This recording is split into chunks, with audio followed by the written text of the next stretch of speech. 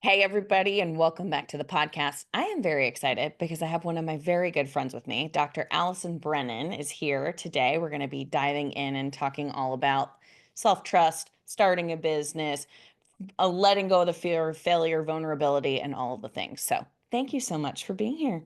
Thank you for having me. It's so wonderful to see your face on this end. Yeah. So, Allison, tell everybody a little bit about you, what you do. You've created an incredible company that I personally love very much. So, I'd love to hear if you can share with people who you are and what Let's you do. see. We'll do a condensed 40,000 foot view. Sure. It really starts back to how I was brought up and where I was raised. I am the daughter of a third generation family farmer and from Mississippi. So I grew up with my hands in the dirt, a little Tom girl in Mississippi. And it really shaped a lot of who I am and how I operate as a person, which really leads into business. So I grew up in Mississippi on a farm. And then as I graduated high school, went into college, I got my undergrad degree in psychology, which I love interpersonal connections, which we'll get into with people. And I think that one of the things that is starting to kind of falter, I see it every day, is human connection and how important it is in business or just relationships in general. And so it's really important to me in that in running my business as well. So got that undergrad degree and I went on to get my doctorate in pharmacy. After I graduated pharmacy school, I have been a neuro pharmacist, so a neurospecialist, which is a very different field of pharmacy. A lot of people don't know about in a hospital for 15 years before I started Emogene Co. This is very close work at the bedside with patients that are going through really severe neurological deficits, whether that's a stroke, a brain bleed, seizure disorder, things like that. Taking care of all of their medication orders, blood levels of the drugs, all these things. So I was very detail oriented in a very sterile environment for so long. And I ended up having my daughter, Parker Imogene. And I would say when Parker was around 6 to 9 months old, and any listener that is a mom will totally understand this, I was missing out on everything. I was at the hospital for 12 to 14 hours a day. I was missing out on the mom stuff. And I transitioned into pharmacy administration. So leading a team of pharmacists from an administrative perspective and all of the protocols and interchanges and things like that that are felt throughout a hospital facility or hospital system. And I was in that role for 3 years. And I will never forget the day that this happened for me, which is kind of where Imogene and Co started. I remember looking in the mirror. And at that point, I'd always just wash my face and put like a moisturizer, a drugstore moisturizer on my skin.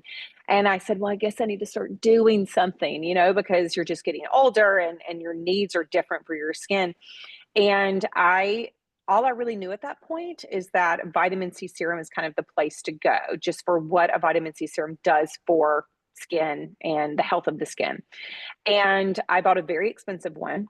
And I think becoming a mom allowed me to start looking on the back of bottles a lot more. Not really granola crunchy type, but just more of being observant to what I was putting on her skin or in her body. And so it really trickled over to me. And I remember seeing all of the different ingredients and being able to pick out what the vitamin C source was just from the chemistry background that you have to become a pharmacist. And in that moment, I have absolutely no idea why. I thought to myself, almost like an aha, serendipitous moment, I could make this. I started to really open up what I consider Pandora's box of the creativity I put away as a kid. And I literally went to Google and I started just Googling and going deeper into scientific studies of what this ingredient does versus this and why use this over this. And before I knew it, I thought, I just want to make this, not for a company, just for my own use. So this is pre-pandemic. This is a year before the pandemic. I ordered a cute little scale from Amazon, I think, and I ordered all of the ingredients that I would want in a serum for myself. So not just a vitamin C component, but other active ingredients that I knew worked well together because of the chemistry background as well as a lot of research. I told no one about this. I mixed up a really high powered vitamin C serum with lots of other goodies in it. and I applied it to my skin daily. And about 2 weeks later, I had a wine night with some girlfriends, and they asked me, "What are you doing to your skin? It looks really good." And I told them I was making a bootleg vitamin C serum at home, basically. And they asked, would I make them some? Sure. Again, this was just for personal kind of mad scientist mixing at home because it's very much part of who I am. And I would say over the next 9 to 10 months, I really went deeper into a creativity that I had no idea was inside of me because it was kind of marrying and bridging all of my science and background, all the chemistry background that I'd never used in this way, but I had been taught it and been practicing it for years with the love of skincare and with all of these cool new ingredients I was using. And those same girlfriends, about 9 to 10 months later, after being guinea pigs for so many products, I think fed me enough wine at a girls' night that they said, "You really have something here. Have you ever considered creating a company?" And in that moment, it really started for me. Imogene is my grandmother. And I am Allison Imogene, and my daughter is Parker Imogene. So it's very much a legacy built off of who she was. She was the fleeting type of older woman that had the Q-tip hair and pressed slacks, but was always in the garden, and she could make something beautiful from nothing. It didn't matter what it was. And also, her name's really cool. And so I knew that I really wanted to pay homage to that as really the integrity that our brand weaves throughout everything from the products that I create to the way that we handle our customers. And I started creating products at my dining room table, kitchen. I was still a full time pharmacist during the day. And I would get home and I would throw everything down and I would do nothing but create the brand, hand label bottles, hand fill new formulas into bottles. And all I started with was a Squarespace and a social media page. No website, no employees, anything like that, but more a really crazy, stubborn determination and grit, and very little sleep. And I would do that until about 3 o'clock in the morning every morning and then get back to the hospital. And through doing that for a year, and people just through word of mouth finding out about the products, trying the products, and being blown away by the quality and what changes they were seeing in their skin. I grew the company over that year, sat with my accountant, asked the scary questions, ask the scary questions to yourself, like, do you want to give up a career that you have been in school and degrees and money and time and give that up to create a dream and see what can happen from that? And I decided I wanted to, and my accountant was able to really guide me in the right way. And on the second year of Imogene, I bought a 21-acre property with a very large facility on it and renovated it, and then hired my first employees. And that is when Imogene really took off. So now I would say we're on our fifth year. We have our fifth anniversary this year, and we have a small team, all women, but we are tiny but mighty. And we have grown into all 50 states. We private label for other dermatology clinics to create really intentional formulas for what they need for their patients. We are offered online, and then we're offered in stockists or wholesalers around the country. I have so many thoughts and things that I want to say, but I want to, for everybody who's listening that loves human design and understands human design, Allison is a 1-3 emotional generator. And it's really cool because I love hearing in your story, like, it's so easy to try to almost like put ourselves into a box. It's like, well, I'm a pharmacist, and so I do this. And it's like Mhm. you really are bringing the nuance of everything that you do, from understanding the psychology of people and understanding people to the compassion that you have to have working in anything with neurology and hospitals to even when you were saying, like, I decided to go into more admin, I'm like, wow, you probably learned so many skills that then Mm, helped you with what you're doing now. And it's yeah. kind of like following those breadcrumbs to be like, I don't have to have a whole fully formed idea to start. I just need to have that sort of like, and I always feel like this happens like in the bathroom or the kitchen or something. You have that like light bulb moment where you're like, Mhm. how many people have had a breakdown on the floor and they feel like they hear a voice or they get a light bulb in their head and they're like, I got to start doing this or I have to start doing that. Yeah. It's like you just looked at your face and you're like, wait, hold on. I need something for my skin. And then that turned into this sort of Yeah. snowball to get you to where you are today. It's insane when I look back to all that. And you have taught me so much about myself through human design, and I am that wild generator with how many engines She or has all the motors I lit have up. every Hmm. motor is lit up. Yeah. And it made me understand myself because there is a very fine line between someone who has a lot of emotional capacity, but also has a lot of get up and go and let's create and let's go. Let's check it off the list. When we talk about Enneagram versus human design, I'm very much that achiever, that number three. And it can sometimes get in the way, especially when you have an a capacity that is very, very strong.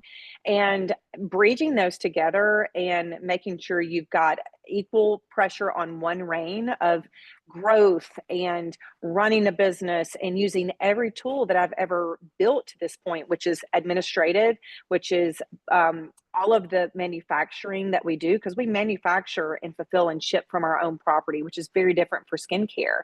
And having this crazy science brain and then all of the business stuff and wanting growth versus also having a very strong thread of creating things to give back to others in a very different way than I was giving back in a hospital, and making sure we feel connected to our customers because our community is very deep.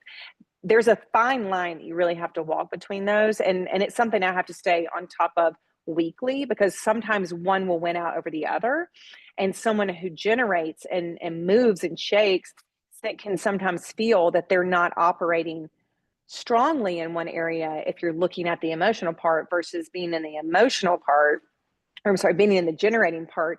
I'm like, am I being true to myself? Am I being true to this legacy name? Am I being true to the entire reason and purpose that I created this company? So it's very much split a lot of the time.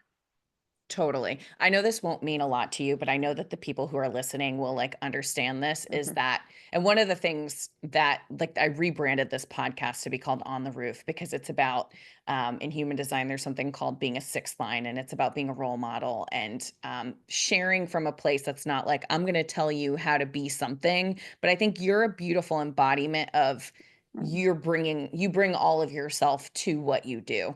And also, being a 1-3 in human design is about experimentation, like being unafraid to be like, screw it, let's try it. And if we fail, we fail. And if we Hmm. will at least learn something on the way down. And I actually was having a conversation with a friend the other day, and I was like, it's so interesting because for my human design people, we have this aspect of ourselves that's intuitive, that's receptive. And it's like, it's the part of ourself that feels energy and senses energy. And you and I have had a lot of conversations about this of like the intuitive part of yourself that needs to be able to feel things and sense things and feel people's emotions and guide them. You're really good at tuning into people and feeling where they might need to be guided or what might be off. Hmm. And then we have the aspect of ourselves that you said, it's like the generating part, it's that defined part, it's that engine. And that's the part of ourselves I feel like that creates and it generates and Hmm.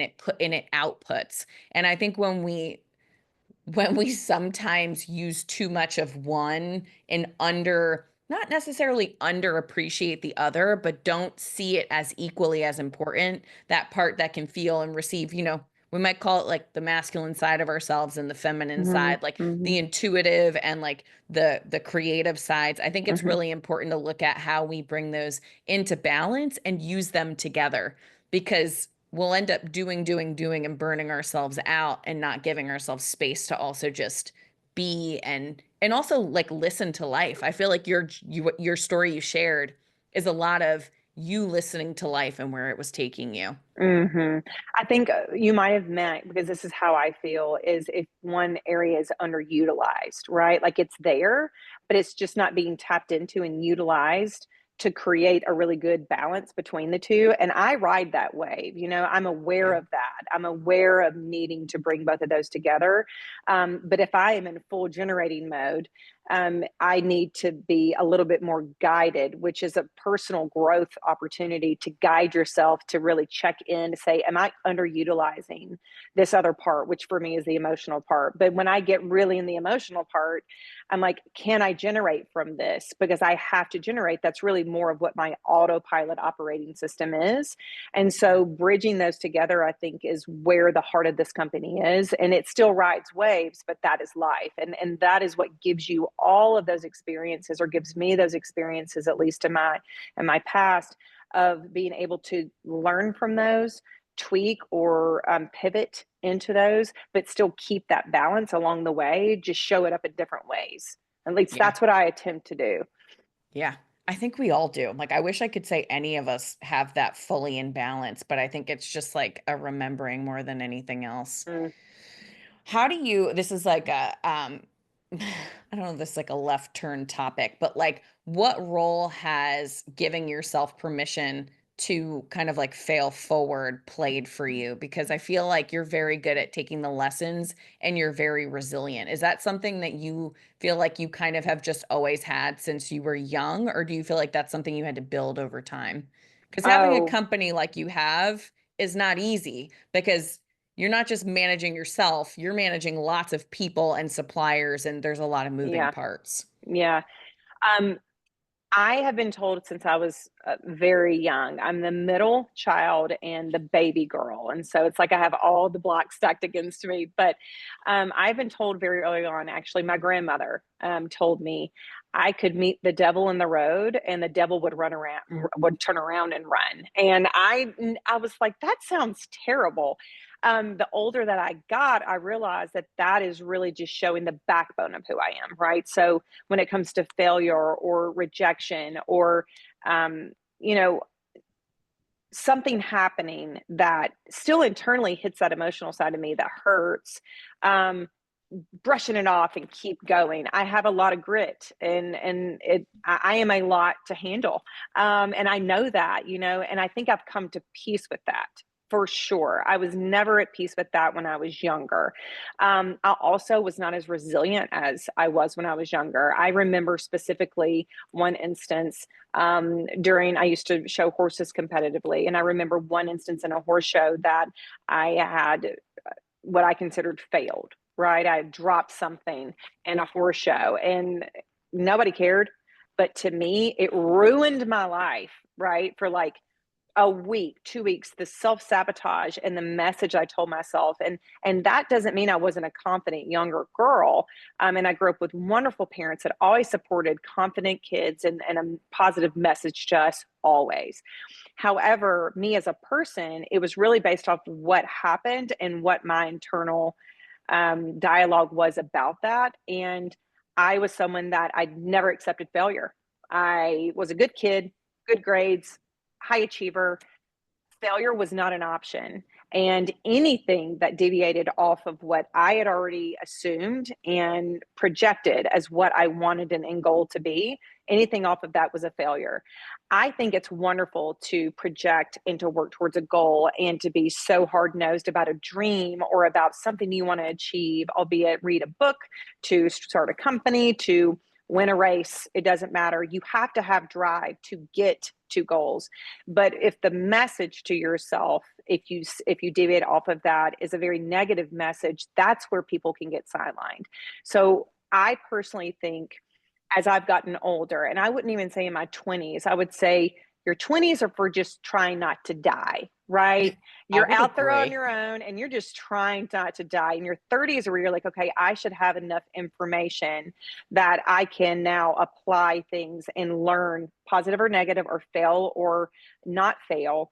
And then your 40s, you are wise enough to now see all of those things together and really take your life to the next level. That's truly how I feel. And I'm 44 and I can look back at each of those decades and give ample examples of those. I personally think that a lot of my growth into how I feel about failure now, or how I view it, or an internal dialogue that is so different than when I was younger, started in mid 30s for me. Hmm. I would say the last 10 years of my life have been transformational, and that does not mean all positive.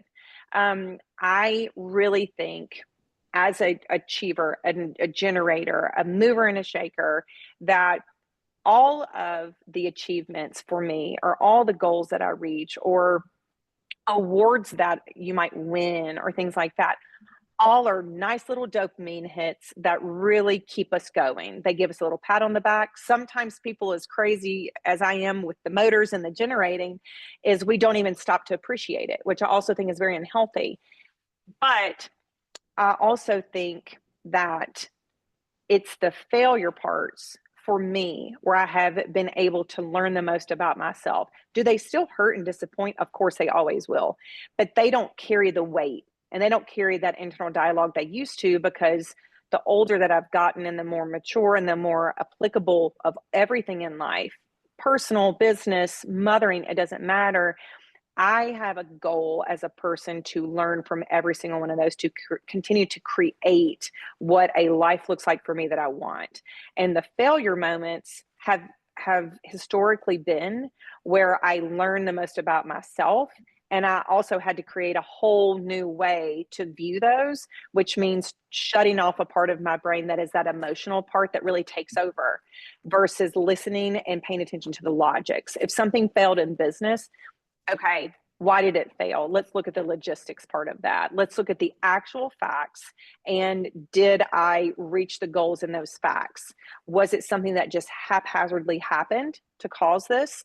How do we recoup at the end? If it caused a rift in a relationship, a customer, or another company working with, anything like that, how do we recoup that? That is accessing the emotional part of the brain.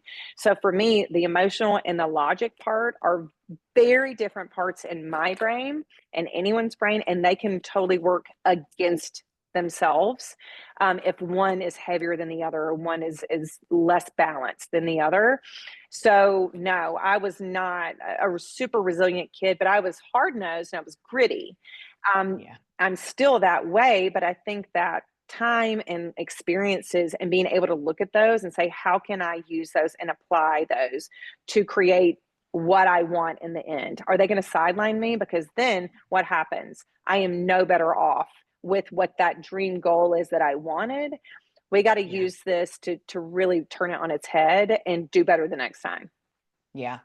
So I love everything that you're saying. I wrote a couple of things down. I think that I just also, to give people context, Allison and I met on a retreat in like 2023 maybe, with our friend Meg out in Majorca, and it was awesome. And then I was like, we became friends, and then I've worked for Emogene and done some copywriting and marketing and all of that kind of stuff. So I know Allison well. We've had a lot of these conversations over the last few weeks, which is why I'm like, we need to talk about this because, in a true, again, human design line 3 fashion, like you have taught me so much about resilience and being unafraid to fail. And I think that for me, has become a theme over like the last 6 months, especially, is like, it's just okay to be a little, let things be messy and to learn. And there were two things that you said when you said your 20s are about not dying. And then you're talking about your 30s, like being about kind of like finding that stable ground, and then your 40s being about flourishing. It really made me think about how, I mean, I don't have children, but I feel like they're like, just try to keep your kids alive. And then they're going to go to like school, and then things will stabilize out. And then like Yeah. they'll start to thrive and go, become more independent. It's almost Hmm. this cycle where it's like we go through that for our own selves. Like, Oh, we have to yeah. figure out how to be that almost like parent for ourselves. Just keep yourself alive, try a bunch of stuff out. Like, life restarts almost when you hit 20, and then into 30 and into 40. Um, I really like what you're saying about the idea. And I think this kind of goes back to what we were talking about before, like the emotional side of yourself, and then sort of like the creating, generating side. And then Hmm. it's like you said, like the emotional side of yourself balanced with like the logical side of yourself is like what's helped you to move forward. How do you find balance when you're moving through like learning or failure or trying something new in your business or putting yourself out there? How do you find that sort of balance between the two? So if you find yourself going too far to one direction or the other, that you can kind of find that centerpiece again. This this is pretty much, I think, like the recipe for me. It is not something that happens overnight. It very much is what has woven through those decades to get to a place. And by no means do I think that I have any more personal growth to go, right?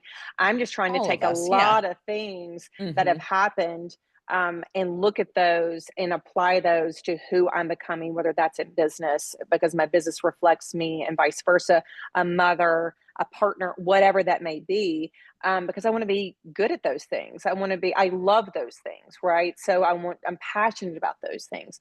Um, I think that really starts with learning how to listen to yourself and know that whatever is being told to you is literally you learning how to trust yourself. It is the only way to get there. Um, you and I have talked about this a lot. So it's like being able to balance emotional and logic parts of our brain so one doesn't really overpower the other. And that you can know that there's two parts and you can learn to shut one off to listen to the other, and then vice versa. So then you're making like an educated decision about whatever it may be. Again, doesn't happen overnight. But through those decades, right, as you are having so many life experiences and hopefully learning from them, good and bad, specifically the bad, because the failure is where it stretches us. The good stuff just pats us on the back, but the Hmm. bad stuff is what really stretches us. And we have free will to choose where we go with that. To get there, what I now can identify, and I would say the past 4 years of my life have been the most transformational for me in all areas of my life, and a lot of stretching. Um, I had to learn to trust myself. And by trusting myself, that means listening to my internal dialogue, knowing when it's like, I know that's my intuition, that is my heart, that is what I consider God and love in the purest form of goodness being there. That is my compass. That is a birthright that we are born with. I do think women throughout time, specifically, I can only speak to Western, civilization and Western cultures. I think that we are encouraged to dampen it. I think we're encouraged to quiet it, conform, because that is traditionally what our roles have been. I do not do that, which Yeah. is why I'm a lot. I am not someone who is going to be on a loudspeaker, blasting all of my thoughts everywhere. But when my people come to me for advice, I am that truth friend, and this is a big part of it. Is I had to become very clear on trusting myself, loving myself first, not looking for that trust in anyone else around me, not looking for that love in anyone else around me, but having a very, very solid foundation in those areas, which means I had to know when my voice is showing up, when my intuition, when my heart is showing up. That is my birthright. That is my compass. That is my DNA saying, this either is the best path for you. Let's go deeper into what these thoughts are. It feels good in your body. You can literally use logic and emotion immediately when you trust yourself and you're in intuitive like flow, versus feeling like you are really pushing yourself into something that's not the scary, oh, I'm trying something new, but more of like, Yeah. this feels so against what my normal operating is. This does not feel good. I can't find ways to create or generate off of this, because really, specifically like in work, right? Really, what can happen is you show up to a job just to punch the clock, just to make money to pay bills. Your heart's not in it, and you're withering away your gifts that are given to you because they're never going to be put on display by doing that. And there's a lot of people that end up doing that because they end up in career choices that maybe were sought out for them by their parent models, or they did Yeah. exactly what was expected of them rather than being very true to themselves and listening to all of that internal dialogue and intuition and trusting it.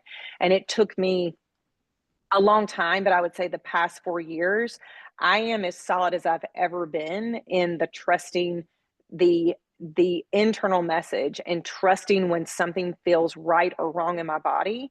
And I operate my life like that. I Yeah. I really try to make sure that the day to day are always going to be good, wholesome, great decisions. But also, even with leading a team, if something feels off, I have to pay attention to it, because all it does is eat away at me, because now my voice is so loud because the trust is there, that if I ignore it, I won't even be able to generate and create from there. you know? Yeah, totally. Yeah, there's so many things about what you said that I loved, and I wrote a few things down because as you were talking, I think that it's exactly what you said, is that like that self-trust and that self-love of I'm going to honor myself no matter what anyone else thinks or says or how they react or respond. Mhm. And I think for me, one of my biggest challenges has been fear of pissing people off. And Mhm. I know that I've had experiences of, and I pushed myself. You and I have talked about this a lot this week. We've done a lot of Marco Polos. And one Yeah. of the big things that I decided this week was like, I'm going to ask for what I need. I'm going to say what I need. I'm going Mhm. to whatever. And if it makes somebody else upset, then I have to look at it. You know, everybody says that famous quote that's like, rejection is just redirection. I could say that all day long until I'm blue in the face and it still doesn't feel good. And I Yeah. still will find myself being like, well, I don't want to ask for that. I'm afraid. I Yeah. forced myself today to ask for something that was out of my comfort zone. And I was So like proud of on a you. call, thank you. And it had to do with like asking for money and more pay. And I was like, Uh-huh. I'm so afraid to ask this question. And I asked it and I was like, you know what? The worst case scenario, and I could feel the energy change. I was like, oh, I can feel Mhm. the shift. And that's Yeah. why you just said you can feel something is off. Like women, I think men are also very perceptive, but women, it's different. We feel everything. We are Mhm. tribal, we are communal beings. Like we Mhm. are, our hormones literally have us attuned to everything and Mhm. everyone around us. Absolutely. And it's kind of like that thing of like, can I be okay with whatever your perception of me is your perception of me? But if I'm trusting myself, then I have to be okay with whatever that reaction may be. Because Yeah. truly, whatever you might think in response to what I'm saying or what I'm doing is also, it opens up opportunity for the other person to learn about themselves as well. So I think it's Yeah. so easy to be one sided in that well, you know, I don't want to be perceived badly or this is hard for me, but I think it also offers opportunity for the person across from us to learn something as well. And I think when we dampen that self-trust, we don't listen to ourselves, we don't value ourselves, we end up also cutting someone else off from the opportunity to maybe learn something as well. I mean, absolutely. I'm so proud of you for asking for something. Thank That's you. big, and you know that is also something that took me years to get comfortable doing that. I mean, I am described by people that know me best, men and women, as kicks the door down. You know, I'm a very direct, but I have a very soft heart, and I'm very emotionally wired. But when it comes to things that I might need, if I am very clear and I feel good about the container in which I'm operating, right? How I am, how I'm branding myself in a situation with anyone, right? I have manners. I am a listener. I speak for what I need. I think that it's good to be a kick down door kind of gal because you are very clear and upfront with where you are, and that really takes me into something that is another big piece of this layer of, you know, listening to your intuition, trusting yourself. To trust yourself, I had to get really in the weeds, vulnerable with myself. And someone who is wired like me, sometimes we don't slow down enough to even get honest with ourselves or vulnerable. However, I'm so like I'm a crier. Like I always thought vulnerability meant crying. No, it doesn't. It means honesty, right? And really doing that. I mean, lots of therapy, lots of other modalities, lots of meditations. The same message comes around with me every single time, no matter what modality it is. Loving myself instead of looking to others for that validation or that approval, which also means trusting myself instead of looking to others to trust what they're saying about me. And in that, you love yourself and you love who you are, and that is when you get there through honest raw vulnerability with yourself. When you are able to get there and when you're able to do that with confidence and be super vulnerable, honesty comes just second nature. then when you can show that to other people, it brings a whole new dynamic of comfort to allowing others to be vulnerable. And when you can allow others to be vulnerable, that's human connection to me. And that is safety. And that is it's okay to be me. And when people feel okay to be themselves, that is when they flourish. That's when they find their dreams. That's it. That's when they find their partners. That's when things happen, at least in my experience, because now I'm not trying to operate for everyone else's approval. I am operating within the definition of what I feel good in and how I give back, how I interact with others. And in doing all of that, I feel like things come easier to me that I can literally look at an opportunity, no matter what it is, and know very, very early on if that is good for me or not. Very Yeah. early on. Um, and just from that, you things just start to happen. I think one of the things I told you this week when we just happened into a subject matter like this, even before even with this podcast scheduled, was I used the analogy like you got to know what your crayon color is. I don't even know where I came up with that. I never even heard that. It's just I think I was giving a girlfriend advice through a breakup, and I was like, "There's a Crayola box, and this is what crayon color you are." And his crayon color does not work with your crayon. It's not in the same box, you know. Hmm. I now know what my crayon color is. I know how to use that color to lighten or to brighten up exactly what it's supposed to. I also know where it won't work. I know what that just means what I'm not good at, what I also struggle with. And then when you know that color and you know everything you can do with that color and all the other colors that work good with that color, it's almost like it helps you build these imaginary blinders, at least it did for me, of being very clear about what my future looks like, whether it's something I want for my future or whether it's like an opportunity and taking it or even writing an email because being able to stay in a certain wheelhouse of knowing where you're good, that's when you feel vulnerable. That's when you can trust yourself. That's when you can listen to your intuition because you're not out here trying to please everyone else. And I am a very, very just difficult people pleaser, recovering people pleaser, like just to the nth degree. And I think that's a lot of what that was when I was a little girl, of learning that people pleasing was the way that I was loved or the way that people approved of me. And that is not always going to be a good thing. You know, I think there's a balance to keep with that.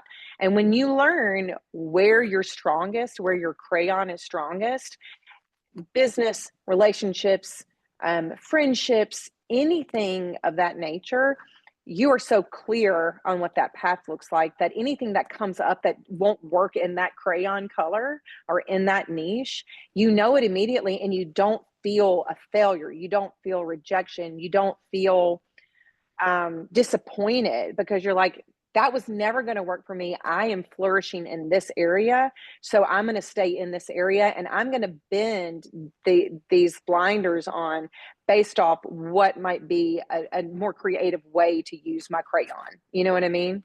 Totally.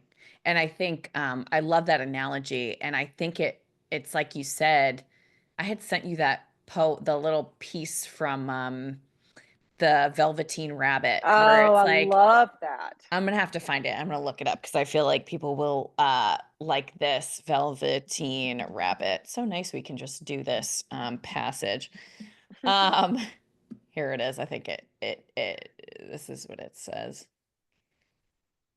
"What is real?" asked the rabbit one day when they were lying side by side near the nursery fender before Nana came to tidy the room. "Does it mean having things that buzz inside you and stick out in a stick out handle?"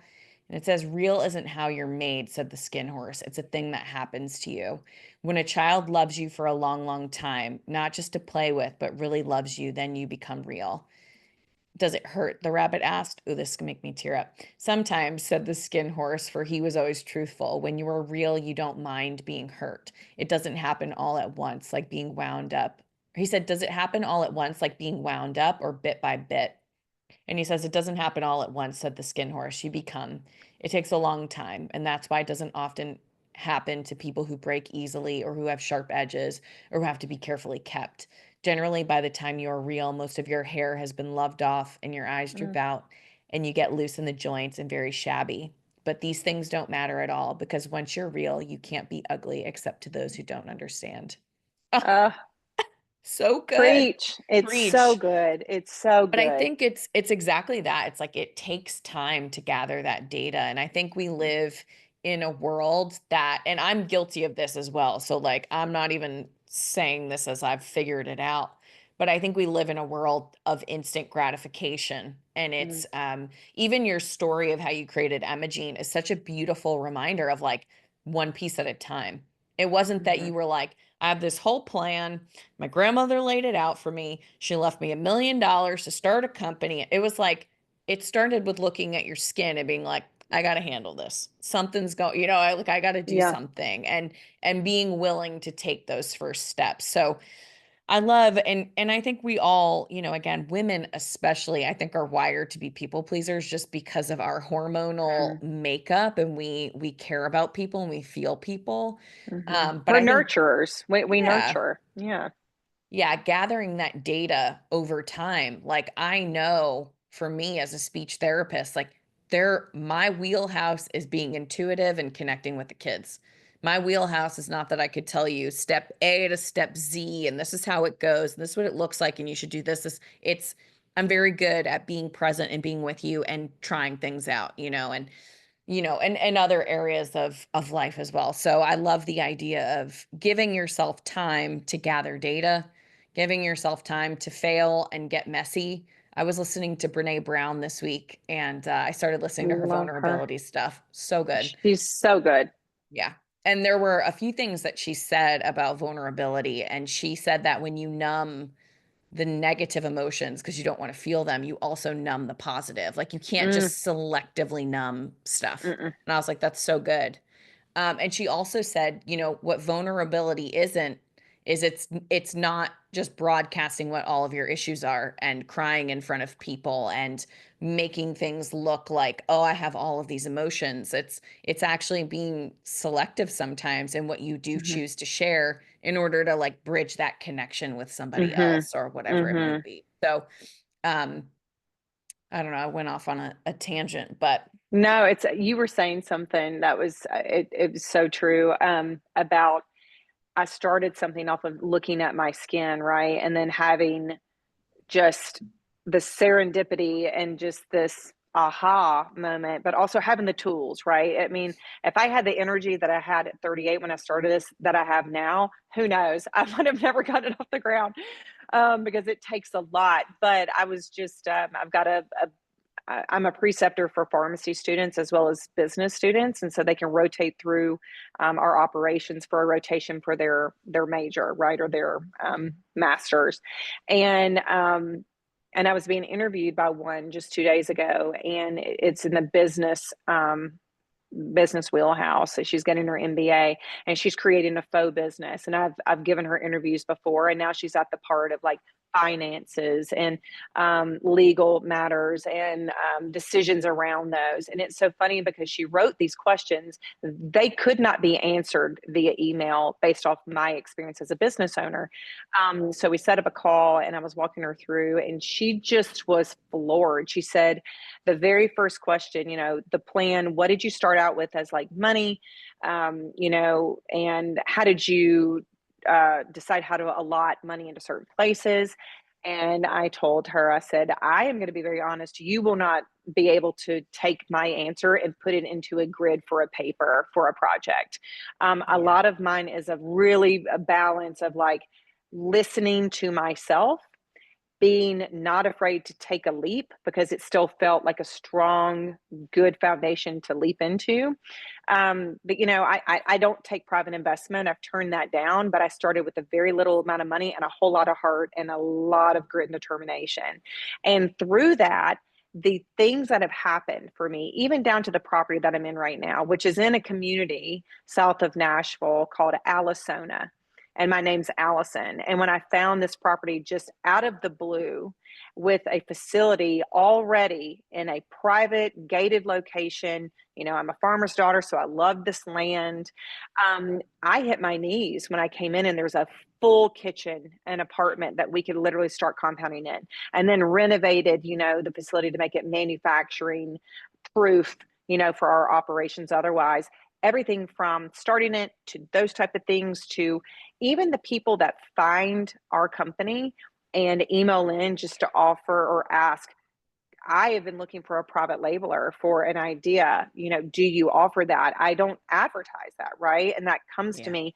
I have a lot of gratitude for those moments because I think the gratitude that I do slow down enough to feel is what allows these things to keep aligning.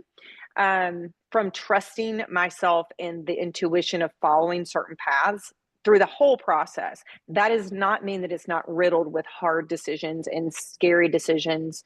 But that is where that logic and that emotion have to work kind of in tandem. And sometimes if that emotional is too loud, like yesterday, I was in a full spiral, just a full Yeah. spiral of economics, running a small business, worried about what's coming. And I had to literally use that tool that I've told you. I was like, you've got to quiet this down. Let's look at the logic. Let's look at the logic of what you have, where you're going, what you can do to prepare for something really, being a big fracture in a business if that ever happened.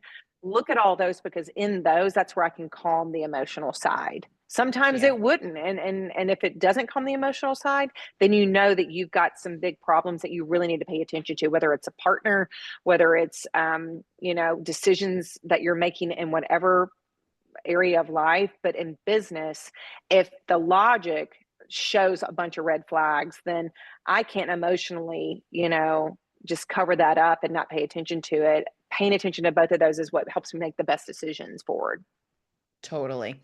And as I think about it too, circling back to like the neurology side of things, it's like the primal brain that freaks Hmm. out versus the Hmm. logical brain that we take 5 deep breaths and we can use and bring our whole brain online. So Yeah, that is so true. we covered a lot in like 45 minutes. I wanna close this out. Um, there's like two directions I feel like we could take this. Do you have any last word that you want to say of like somebody who's like, I love how all of this sounds? What's one thing, if you had to, you're on Marco Polo with me and you're giving one last little tidbit takeaway of when when you fail or when things don't go as planned, how do you realign back to trust? One little I thing. I don't think I think that everyone's different in the way that they get stuff that helps them. Like you were saying earlier, there's a certain saying about the redirection, and you're like, that never went into your mind, right? Yeah. I think that everyone's like that. There are certain things that I have heard for that someone could say in one way that do not resonate, and then they're said in a different way, and they totally do. So I think if someone is in that place, right, where they have no idea, the right resources for helping to realign is so helpful because you might read one passage, there might be one Instagram meme, anything in that area of self-care or self-trust.